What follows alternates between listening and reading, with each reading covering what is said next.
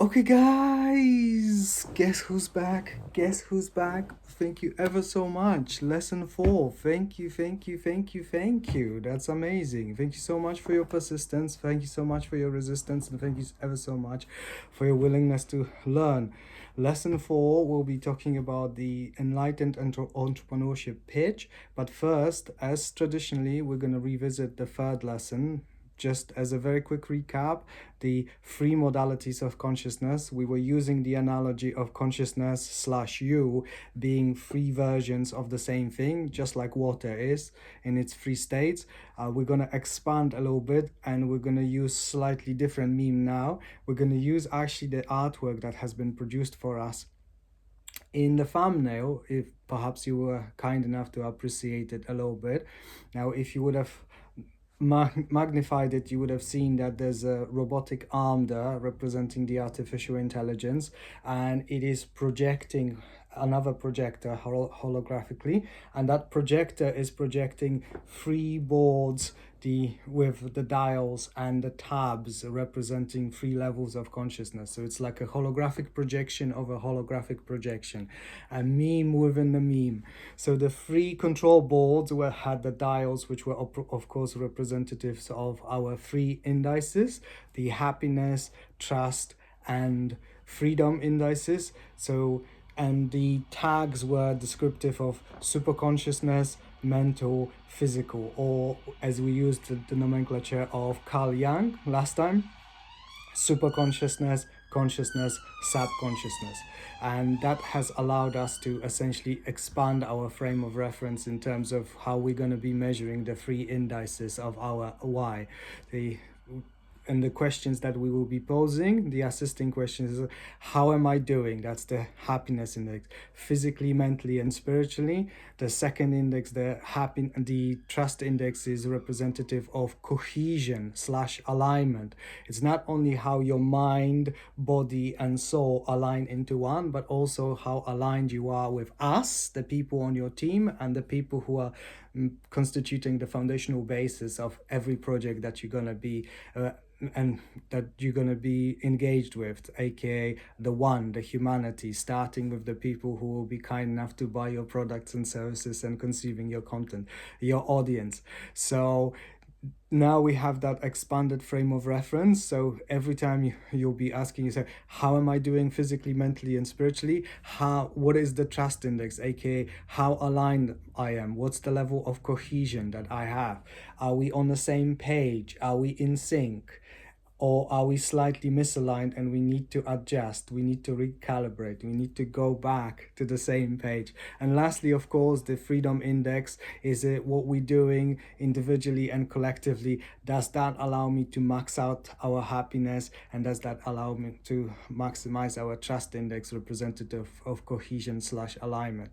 And because the dials will be representing the different figures from 1 to 10 scale, or whatever scale you have settled for, that's going to be representative of going up and down the algorithm of life. The measurements will be changing, and that's perfectly fine, because we were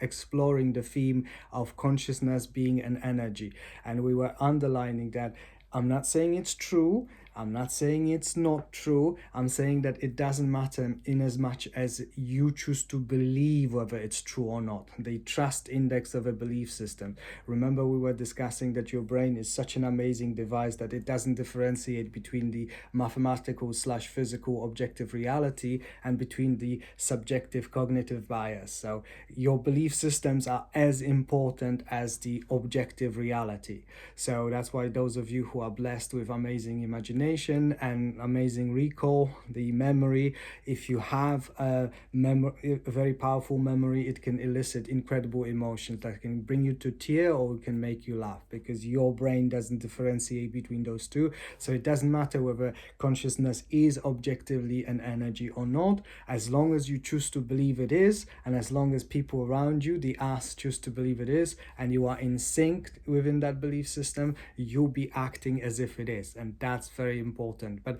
we're going to be talking about the belief systems in the next lesson. For the time being, let's just very quickly go back to that model, and let's just explore something which is super important, because essentially with this model, we now appreciate that you start with the physical, how is my body doing, then you move up to the mental, how is my mentality, and then spirituality slash soul slash superconsciousness slash energy, however you wish to frame it.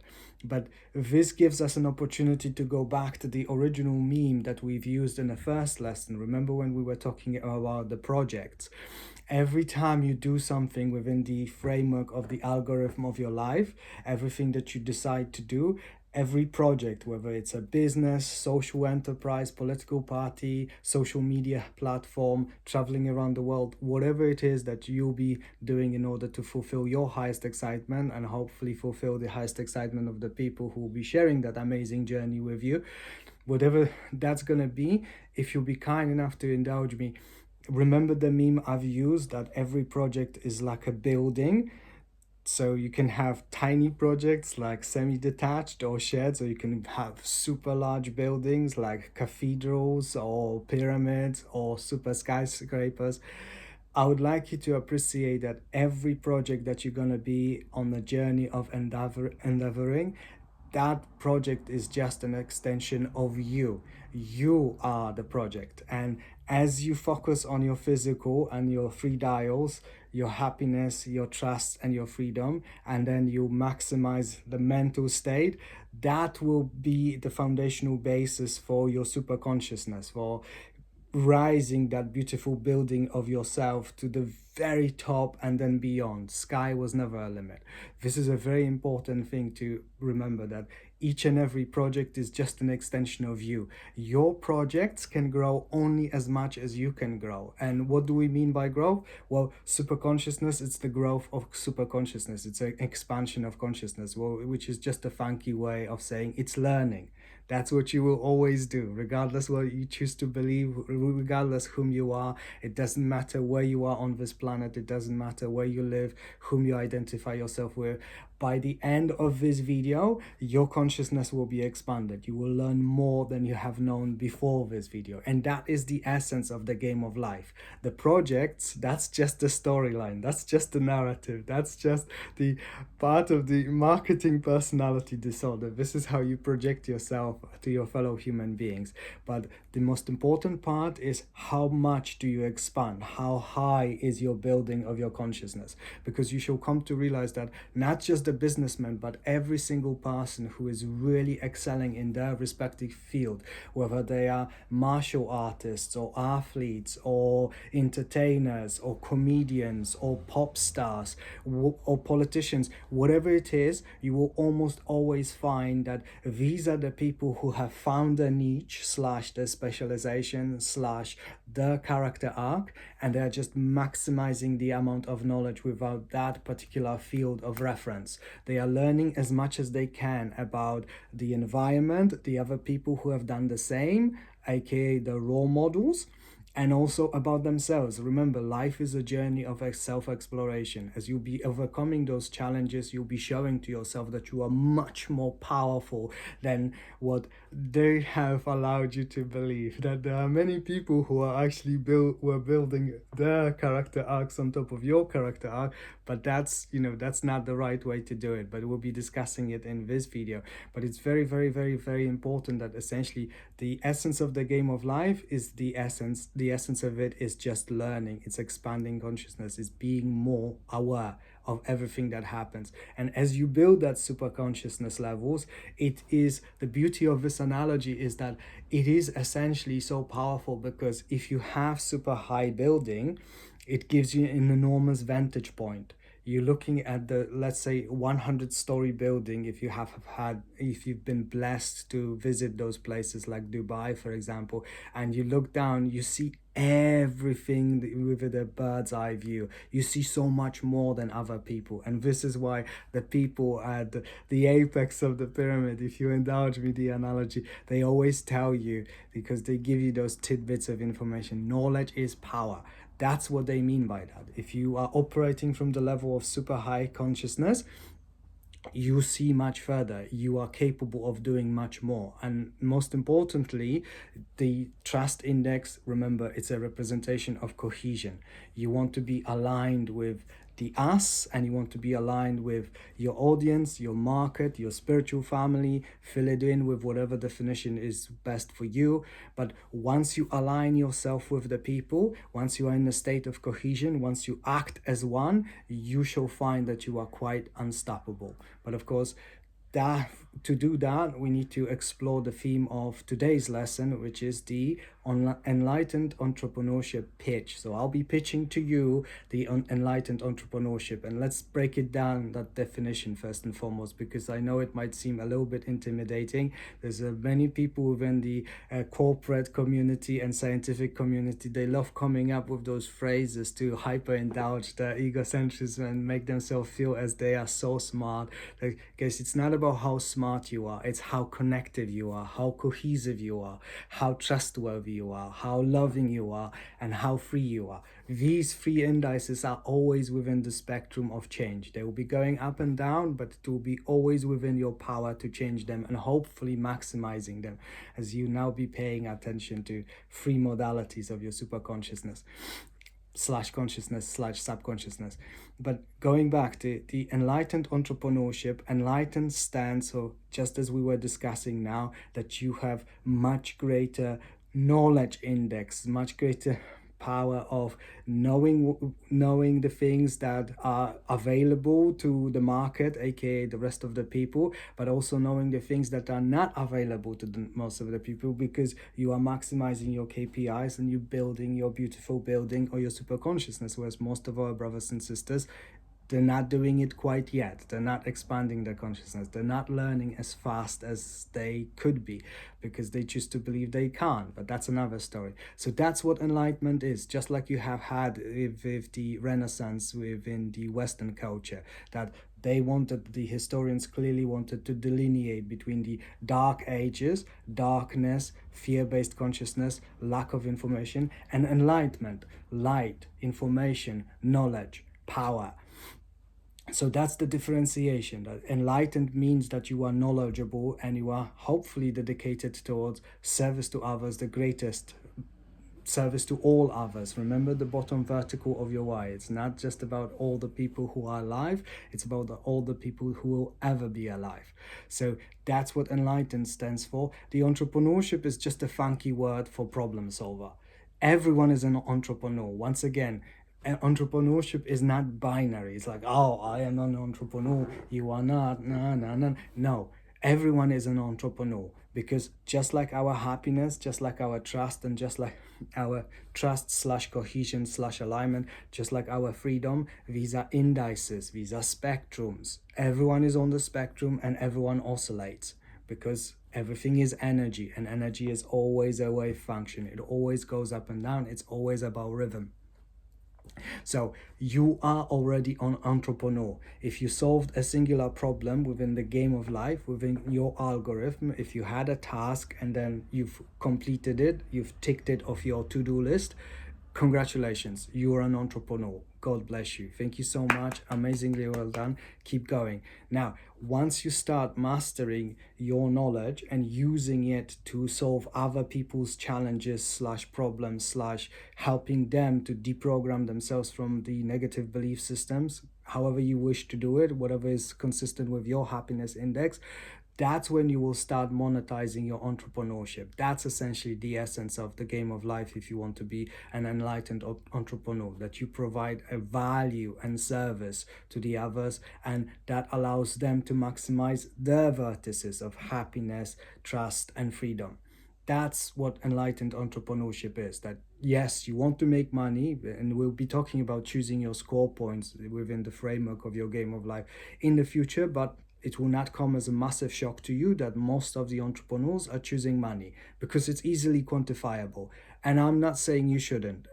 You need to, in order to find out if you are getting better, because ultimately that's what it is. The game of life is about growth. Remember, you are the project. Your sub projects can grow only as much as you do. As long as you grow your consciousness, you grow your knowledge, and you grow interconnectivity with your fellow human beings, you cannot fail. Failure is not an option. We will banish failure from our dictionary. There's no such thing as failure. There's only misalignment and alignment. That's it. And you'll always be going up and down, and it's perfectly fine because everyone is going up and down throughout the physical slash energetic multiverse. But this is essentially it. It's a problem solving for your fellow human beings, and choosing not just the money score, but also their happiness index, their integrity, and their and their freedom. Very quickly, because there's a bit of differences between, there's people who are conflating morality with ethics, and it's really quite challenging to find the definition between the two. People are using them synonymously, so let's just come to terms. I mean, we're not superimposing it onto other human beings. Everyone is free, the freedom index, everyone is allowed to make up their own mind. But what we're going to do, we're going to differentiate between the two. The morality, we're going to regard it as objectively moral. So objectivity is based on empiricism and quantifiable. So it's a physical and mathematical reality which is irrespective of someone else's belief systems, cognitive and confirmation biases. So no matter what you choose to believe, no matter what you think is true, that morality is objectively true.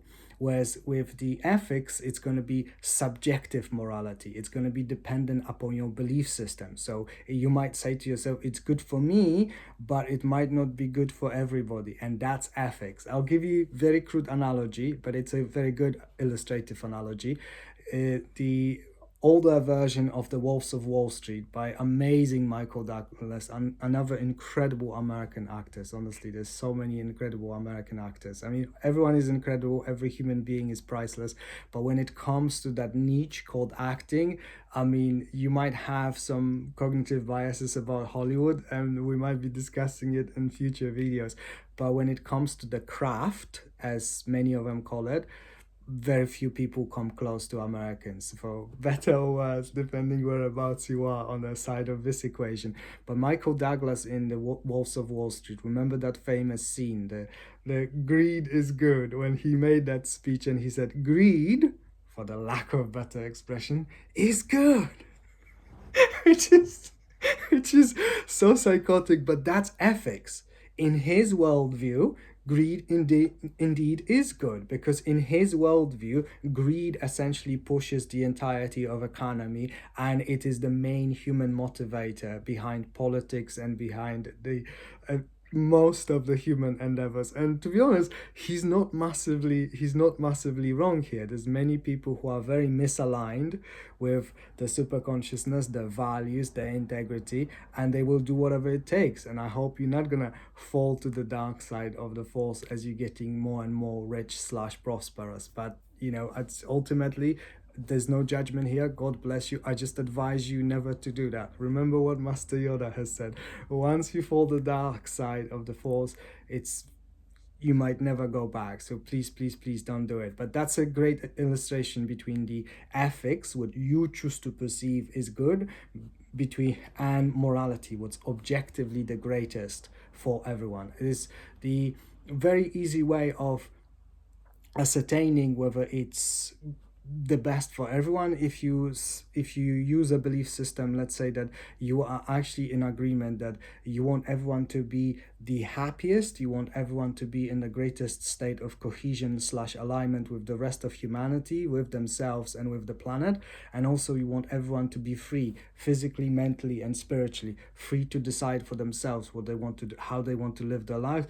That is objective morality. That's the best. That's the highest level of enlightenment. That's the highest level of highest definition of enlightened entrepreneurship. That's essentially when you want to maximize your knowledge score and you don't want to be a good guy, because good is never enough. You want to be a best guy. You want to be morally good for every single human being, because every single human being is a lesson, and it's a lesson of what to do, aka maximizing your KPIs, or what not to do, aka how to avoid collapsing your KPIs, your love slash happiness index, your cohesion slash alignment slash trust index, and lastly your freedom index. So Every human being is a lesson, and you might not appreciate a lesson just yet, but trust me, there's a purpose. There's a purpose in everything that happens. But that's essentially a pitch that don't just make money, make love, make friends, make money. I know it will come as a massive shock to many of our brothers and sisters because they are just so caught up in the matrix of